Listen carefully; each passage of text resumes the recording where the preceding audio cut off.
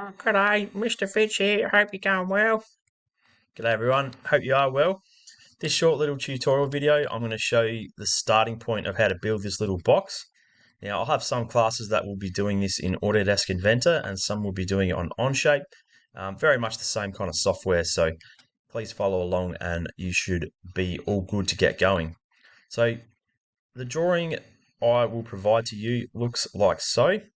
So this at the bottom right is the assembly of the box, and then these are all the parts to create. So I'm going to start today by showing you how to do the box front, and the process that I use for this you'll be able to apply for the rest. Probably the side's the more complicated part, but I'm hopeful that when I show you how to do the front, you'll be able to use the same skills to build the rest. So if you are using Inventor, and I'll have sent to you a zip file with the files, please try to go through the process to open up those files. That will just ensure that your files are named correctly. So when you build the box front, which is this front part, just open up the file called laser box front and then create your model in there. If you're building it from scratch, however, we always start by going new. On this dialog box, don't forget to go to metric, standard, millimeter part, and create to build your new part. First thing you should do when you build a new part, get in the habit of saving it. So click on this little icon here to save. You're going to put this onto your H drive. I'm just going to dump this onto my desktop for the time being. And you're going to call this part laser box front. Try and get the same spelling as mine. So capital L, underscore between box and underscore between front. That's going to help you down the track when we come to laser cutting this box and putting it in an assembly. Save the file. Okay, so if we have a close look at this drawing, we're going to create this one here. Now, I'm a simple bloke, very simple bloke, and I like to keep things simple. So what I want you to do, be like me, keep this simple. There's a lot of things on this particular part that we could try and do at once. I'm going to make it easy and break this into some small steps. So as you can see, this is 3 millimeters thick. It's a single profile, so we can do a number of sketches, but in the same plane to build this. So I'm going to start by doing a real simple shape, a rectangle. 80 millimeters in the vertical and 74 in the width. So let's start with the sketch. Doesn't matter which plane you pick, but I'm fussy. I'm going to try to sketch this in the same plane as my box. So I'm going to do the front on this plane here. All right, now we're looking at this. The rectangle that I like to use, and I want you to always try and use if you can, is the center point rectangle. This one here. This helps us keep our parts symmetric, which we're going to help use a bit later in this part. So click in the middle, draw your shape. Always just draw your shape roughly. Then we need to apply some dimensions. So this box height is, what was it, 80 millimeters. You don't have to type mm, just type 80, enter. You can zoom out. This one is 74. Enter. Cool. Don't worry about the rest of it for now. Let's just do the outside shape. Without pressing finish, I'm going to go 3D model extrude. Now, this is 3 millimeters thick. Doesn't matter which way you go. You can turn it around the other way if you want to go backwards, as long as it's 3 mil thick, and go OK. All right, there's our first part of our shape. Now, I'm going to add and cut from this. So a lot of you will find this little arc on the bottom a bit tricky. You can see the important measurement here. This arc goes from point to point and is 5 millimeters at the top. So I'm going to cut that one out. Whilst I'm at it, for the sake of it, I'm going to cut out that hole as well. So I'm going to cut that and that in one. So keep my cuts together.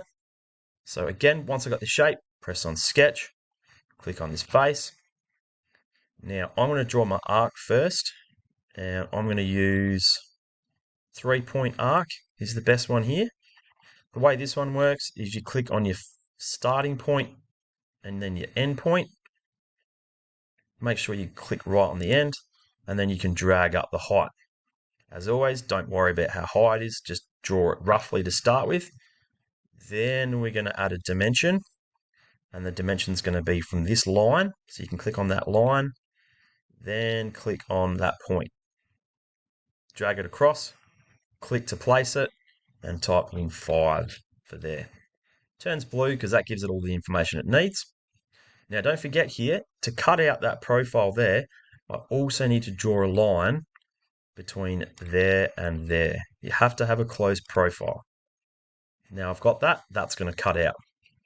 Now to kill two birds with one stone here, I'm going to also do this pocket.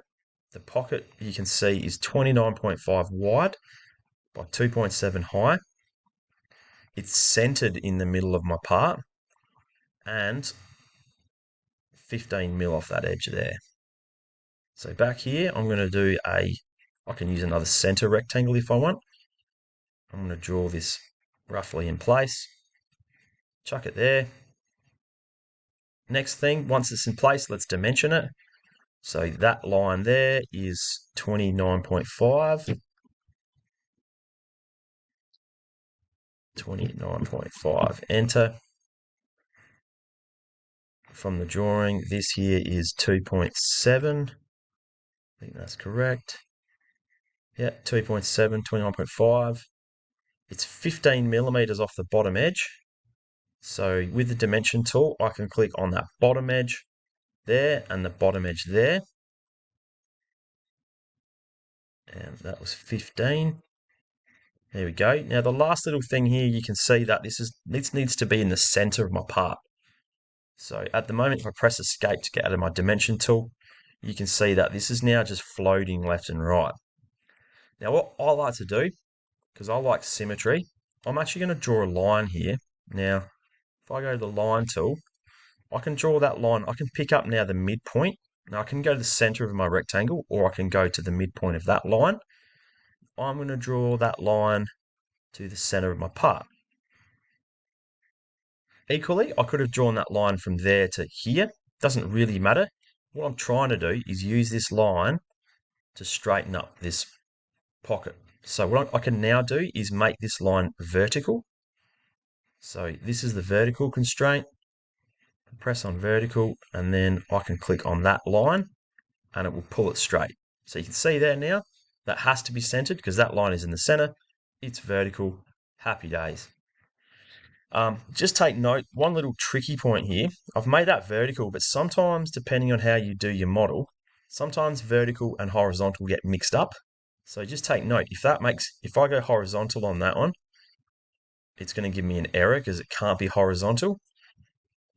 It has to be vertical, but sometimes they mix around. So if you have an error, sometimes you've got to use the opposite. So it's a little bit counterintuitive. All right, next thing here, what we need to do is, what we can do is if we right mouse button click that line, you can turn that line into a construction line. That just keeps it nice and neat. That line is only used for construction, a bit like these little cross diagonals here. All right, that should be fine. That there's now a pocket, that there's a pocket. Let's now go to 3D model extrude. Now in this tool now, because it's got two pockets there, I actually need to now tell it which profiles I want to extrude. So if I zoom in a little bit, if I hover here and click, I can grab that pocket, hover here, grab that pocket. Now, as you probably experienced with the extrusion tool, I don't want this to be a solid. I want to cut. Click on cut and it will go through the part. You can leave that there as 3 millimeters. I like to click on through all, which means it's going to cut through everything. So if you change it from 3 to 5, it'll always go through if you click on that one. Click OK. Oof, look at that. Almost there. Next thing to do on our design here is, let's have a look at our drawing. Very last thing is to add these little bits on the side. So I've decided to do these things different, like separately, just to simplify our sketch a little bit. Don't try and draw too much in a sketch. It gets too hard. So last little thing here, I'm going to do another sketch on that face. Now I'm going to draw the pockets. So I'm going to use a different rectangle here. So in fact, no, you could use that one. In fact, that's not a bad idea. Oh, not quite, no. Jump to the 2-point rectangle. This is the default. Let's just draw a single rectangle like that. Cool. Now, this is on both sides. You could draw another one on this side. I'm going to show you another way of doing it that I like to use. So next thing, dimension it. So just be careful here. I want to click on that line. This is going to be 3 millimeters. This measurement here is 30 on my design, and it needs one more, which is 25 from the bottom. Now, I reckon I could be in the center. Let's just use that 25. So back here, I can click on that point, that line. It'll give me a measurement there. 25. Beautiful. That should be all measured out now. Now, I want this on both sides. So what I'm going to do here, I'm actually going to draw a line.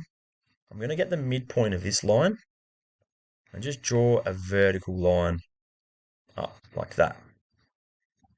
Press escape. I can right click this line and make it construction. I'm just going to use this as a mirror line to mirror that over the other side. So where's the mirror tool is here.